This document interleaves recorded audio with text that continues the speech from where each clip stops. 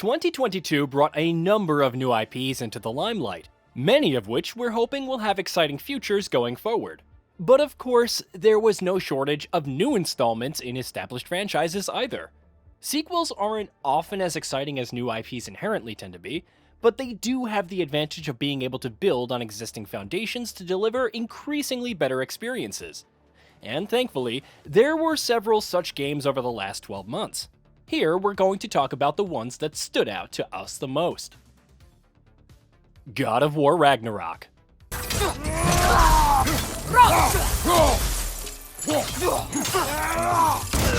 To call God of War RAGNAROK one of the most highly anticipated releases in recent memory would be a massive understatement, but incredibly enough, it manages to live up to expectations. With its incredible combat and consistently engaging exploration, the game builds upon its predecessor's gameplay core in excellent ways. While the story does an excellent job of widening the series' scope even further, while simultaneously bringing the Norse saga to a close and setting up exciting things for the future. A Plague Tale Requiem. Asobo Studios delivered the textbook definition of a AA darling with A Plague Tale: Innocence in 2019. And this year, its sequel confidently stepped up to the plate and once again knocked the ball out of the park. From its excellent stealth mechanics to a captivating story with some incredible characters, A Plague Tale Requiem one-ups its predecessors in nearly every way possible. In spite of being developed by a relatively smaller team, it's also one of the best-looking games we've played so far on current-gen hardware. What's wrong?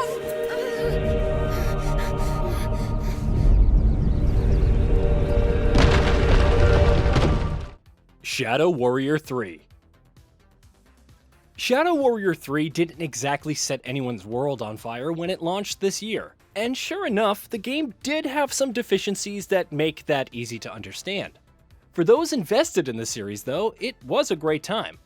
Not only did it drop the cumbersome loot mechanics of its predecessor to instead focus on a much leaner and more adrenaline-fueled combat loop, it also made things significantly more interesting with much more enjoyable and dynamic traversal mechanics.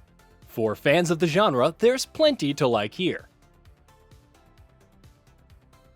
Sonic Frontiers. Sonic fans don't like hearing this, but the series' 3D efforts over the last decade or so have been irrefutably disappointing. As the next big main 3D Sonic game, and one that promises to radically reinvent the franchise, Sonic Frontiers had a lot riding on it, and for the most part, it delivers. Of course, it wouldn't be a Sonic game if it didn't have some baffling design decisions and frustrating issues. But Sonic Frontiers manages to overcome those with an excellent core structure and inherently fun gameplay. More than anything else, it lays down a promising foundation for the future that the series will hopefully build on much better than it has done in the past. Splatoon 3. Splatoon 3 is a textbook example of an iterative sequel, but really that's all it ever needed to be, thanks to how strong the series' core formula is.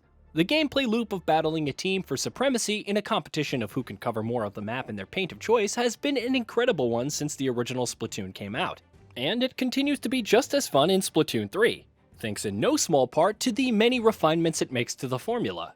Add that to a solid single-player campaign, and you get a damn good sequel. Horizon Forbidden West. Horizon Forbidden West does almost everything we could have wanted a sequel to Horizon Zero Dawn to do. It's bigger and better in nearly every way. The many excellently designed machines that roam its massive and gorgeous world are an absolute joy to take on in combat. The progress mechanics have been significantly improved, and no matter where you go in the world, there's always something fun to do. Not to mention the fact that the game looks absolutely gorgeous. It might not take too many risks, but when a game is as good as what it's trying to do as Horizon Forbidden West is, it doesn't really need to take much risks.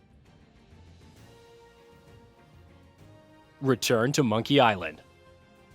When old and beloved media franchises return from long hiatuses, too often they go in too hard on nostalgia, and in doing so, these comebacks end up failing to stand on their own legs. Return to Monkey Island sidesteps that problem expertly.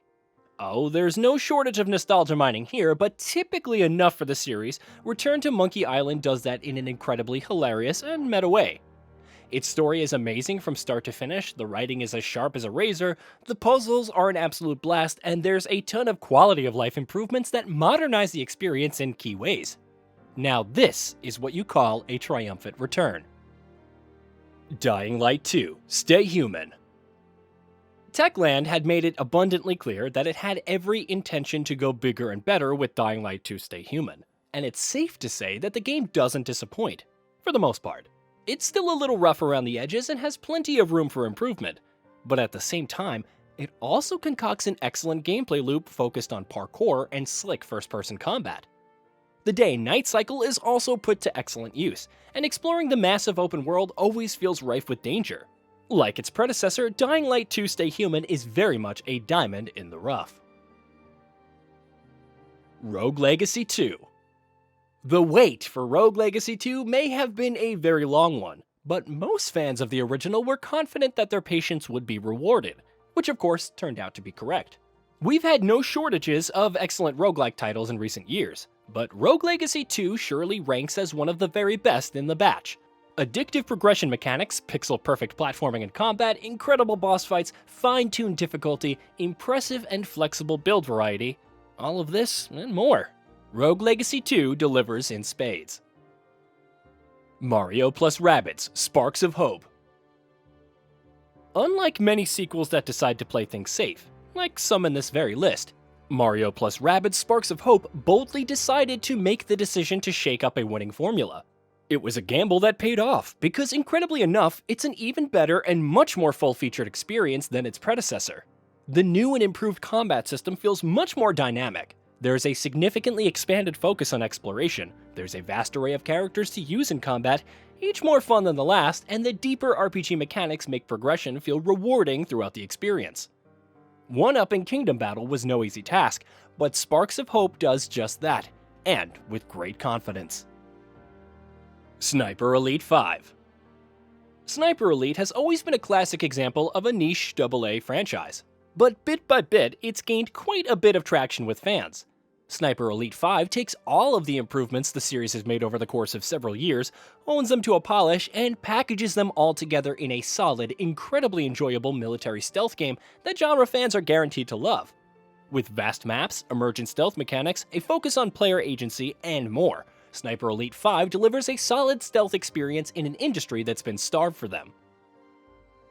Hey, did you know that we at GamingBolt upload new videos every day? Stick around, drop a like, subscribe, and hit that bell, and let us know what kind of content you'd like to see in the future with a comment below.